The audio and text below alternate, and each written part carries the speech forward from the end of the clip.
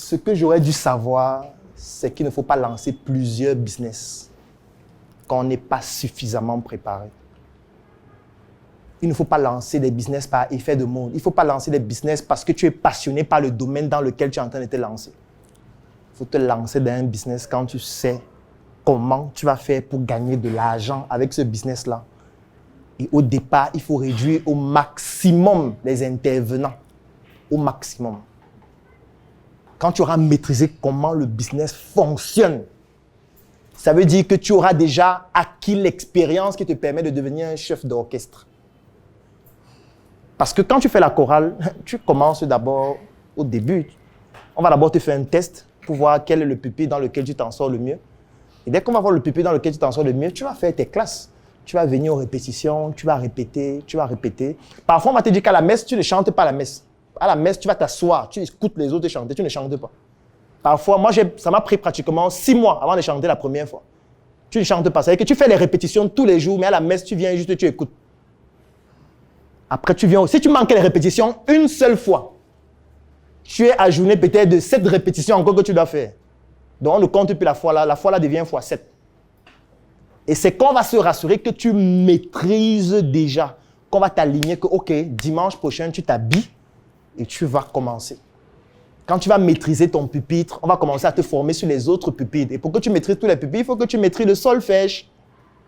Tu vas apprendre le solfège parce qu'il faut que tu aies l'oreille musicale pour savoir que ténor, voilà comment ils doivent chanter. Alto, voilà comment ils doivent chanter. Soprano, voilà comment ils doivent chanter. Basse, voilà comment ils doivent chanter. C'est quand tu auras fait toutes ces classes qu'on pourra dire maintenant, tu peux devenir chef d'orchestre. Tu pourras maintenant venir devant et dire maintenant au alto, voilà comment vous faites, au soprano, ainsi de suite.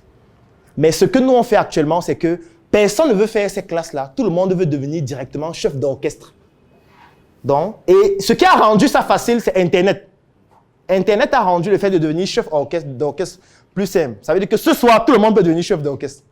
Il va juste sur Facebook, il crée sa page qui s'appelle Atango Cosmétique. Et sur sa page, il commence à dire, nous fabriquons les produits cosmétiques, nous accompagnons les entreprises à créer leur marque. Et puis, peut-être il fait de bons textes là, il sponsorise. Et on l'appelle et il est devenu chef d'orchestre. Alors, j'ai vu votre publication, là, elle est très intéressante. Je veux créer ma marque, là. Ça se passe comment? Comme il n'a pas fait ses classes, il voit un premier client, il est content. Il dit que non, vous nous donnez 150 000, on crée votre marque et puis on met sur le marché. On lui envoie le dépôt, 150 000 avec les frais. Il voit ça, il est content, il jubile, il prend même 5 000, il boit une bonne bière. Mon premier client, c'est magnifique. Quand il part pour acheter les intrants, on dit que ça a augmenté les 40%. Le packaging qu'il avait vu là, il part demander. On dit que non, c'est en rupture sur le marché depuis 6 mois. Maintenant, il faut commander. Et pour commander, il faut au moins 1000 exemplaires. Pour avoir 1000, c'est combien? On dit 820 000. Les étiquettes, non, il faut à partir de 500. Hein. Moi, là, on ne fait plus. Quand il finit de calculer, il voit que les 150 000, là, ça ne va même pas permettre d'acheter les intrants. Il a mangé une bonne partie dessus parce qu'il y avait le bailleur qui le dérangeait déjà. Il a payé le loyer, il a mis le crédit à son téléphone, il vient d'acheter une nouvelle chaussure. Et toi, avec l'argent du client qui n'est pas encore livré. Et après, il va maintenant réfléchir, qu'est-ce qu'il peut expliquer au client là et il faut que je lui explique pourquoi il doit donner plus d'argent. Il dit, mon frère, il va bien évaluer ton truc là. Je pense qu'il faut encore même 500 000. Le client dit que bon, pour faire simple, embossons mon argent, tu vois. Laissons, il veut un peu créer des marques, il veut plus de marques. Donne-moi seulement mon argent, on arrête. Tout ça pourquoi? Parce que tu n'as pas fait tes classes pour savoir comment on fixe un prix. Parce que fixer le prix, ce n'est pas le hasard. Pour fixer le prix d'une prestation ou d'un produit, c'est une école. Les gens ne savent même pas que pour fixer le prix d'un produit, il faut prendre en compte même l'inflation. Il faut prendre en compte qu'il y aura l'inflation chaque année et que les matières premières, le transport, le carburant, tout va augmenter. Il ne faut pas que tu changes ton prix chaque année. Sinon, les gens vont se dire, mais celui-ci, chaque année, il change de prix. C'est mieux qu'on achète où les prix sont stables. C'est pour ça que parfois, il faut augmenter énormément les marges sur le produit ou service que tu vends. Pour que même s'il y a l'inflation, parfois, tu acceptes de perdre tes marges pour que le prix ne change pas tout le temps. Sauf que parfois, tu veux montrer que non, tu as le meilleur prix sur le marché. Ce qui fait que le coût d'acquisition du produit, c'est peut-être 500. Toi, tu vends à 550. Mon frère, c'est le poteau.